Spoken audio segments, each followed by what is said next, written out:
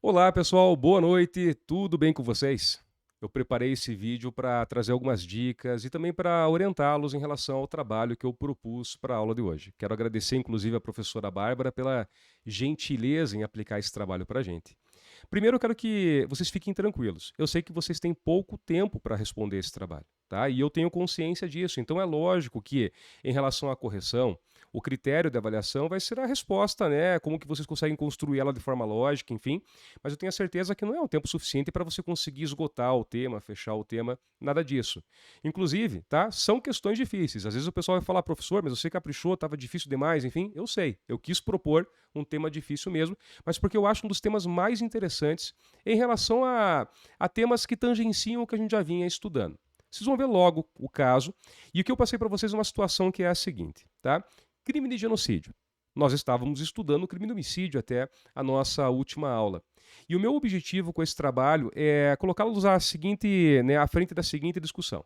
No crime de genocídio, eu também posso ter a conduta de matar alguém. Tá? Nós temos uma lei específica para isso, a lei número 2.889 de 1956. Muito bem. Daí surgem algumas discussões. Quando há um crime de genocídio, afinal de contas, quem deve julgá-lo? Porque em relação ao crime de homicídio, nós sabemos que a competência é do tribunal do júri. A própria Constituição diz que compete ao tribunal do júri julgar os crimes dolosos contra a vida.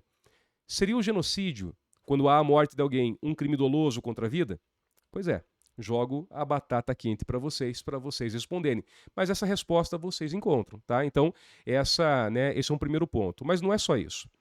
Nós também temos uma discussão super interessante que é a seguinte. O crime de genocídio, além dele estar previsto dentro da nossa legislação interna, digamos assim, na Lei 2.889 de 56, repito, ele também é previsto, tá, no Estatuto de Roma, que é o estatuto que vai prever a criação, o funcionamento, a competência, as penas do Tribunal Penal Internacional. E o Brasil incorporou esse estatuto no seu ordenamento jurídico, tá? Então o estatuto ele foi incorporado pelo Brasil, foi ratificado. E aí vem a seguinte questão: lá no Tribunal Penal Internacional, eu vou encontrar uma regra que diz que ele tem a competência para julgar o crime de genocídio também. Então, o primeiro ponto é esse. Ocorre um genocídio no Brasil. Por exemplo, esse que estão investigando, a Polícia Federal está investigando, eu coloquei um pano de fundo no problema para vocês. De quem é a competência para julgar? É do Brasil ou é do Tribunal Penal Internacional? Primeira pergunta que vocês deverão responder. Tá? A segunda, vocês vão perceber que é justamente aquela sobre a competência. Compete à Justiça Federal, compete ao Tribunal do Júri, né? Enfim, a quem competiria o julgamento. E a terceira, e a que eu acho mais curiosa e interessante, é a seguinte, né? Nós estamos cansados de saber que no Brasil não se admite a pena de prisão perpétua. Tá, mas quando o Brasil ratificou o Estatuto de Roma, que prevê o TPI, há uma regra lá que o Brasil não fez nenhuma ressalva. É uma regra que prevê a possibilidade de prisão perpétua. Pois é, não sei se vocês sabiam, mas o Estatuto de Roma prevê a prisão perpétua e eu deixo ali, coloco no trabalho o artigo para vocês.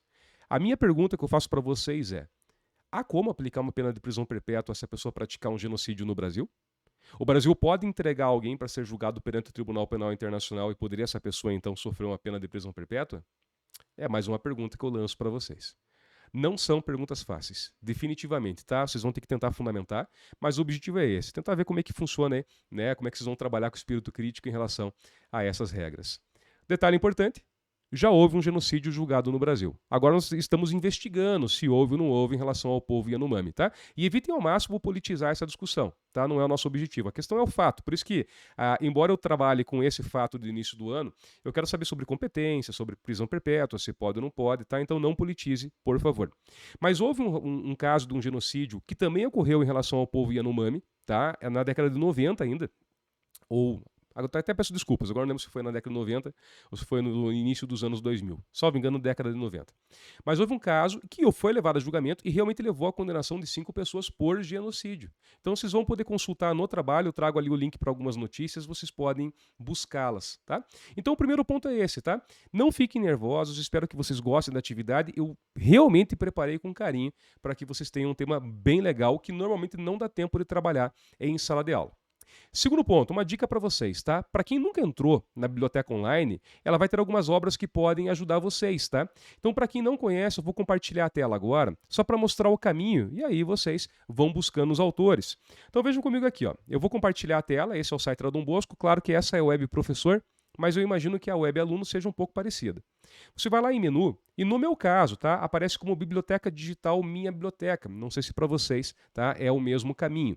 Mas é aqui que você vai clicar, ele vai abrir um sublink, tá? Acessar Minha Biblioteca, eu clico nele, e aí ele vai abrir a plataforma da Biblioteca Digital. Tá? Vocês vão ver aqui que eu já fiz algumas consultas, alguns manuais, enfim.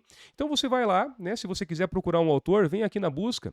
E daí vou dar um exemplo. Digamos que você queira procurar o Guilherme de Souza Nucci, né? Então se você digitar Nucci, né, vai dar um enter, ele vai abrir alguns livros do Guilherme de Souza Nucci logo na sequência, tá? Procura o livro respectivo. Nós estamos ali trabalhando com um crime que tangencia um homicídio, então normalmente vai ser o volume 2, se ele é separado em volumes, ou se for um volume único, né, dá uma olhada. Nem todos os autores vão trabalhar com isso, então tentativa e erro, né? Vai tentando até achar algum. Podem pesquisar na internet, podem pesquisar aonde for, tá? Isso não é só para minha matéria, isso vale para todas, mas então pesquisem que vocês vão encontrar bons materiais aqui dentro, tá? Essa é a ideia. Então, gente, eu estou tentando falar rápido aqui, tentando conduzir, né, essa orientação de forma mais simples e objetiva, porque eu quero que vocês tenham tempo agora para poder, né, trabalhar, discutir no grupo, escrever. Uma dica, eu deixei que vocês façam grupos grandes, né, grupos de até 6 integrantes. Então, vocês podem muito bem se dividir em 2 pessoas para responder cada uma das questões. Fica bem mais fácil. E aí dedica um tempinho final só para que essa dupla explique para as outras o porquê ou como fizeram a resposta, tá? Então, de repente, ainda dá tempo de alterar alguma coisa. Legal? Quando terminarem o trabalho, não deixem de, se fizeram um manuscrito, tirar uma foto dele e mandar para o meu e-mail, ou se eventualmente vocês fizeram um trabalho digitado, mandar o arquivo no meu e-mail. Também não deixem de colocar o nome de todos os integrantes no corpo do trabalho, tá? Isso é bem importante para que eu possa atribuir a nota.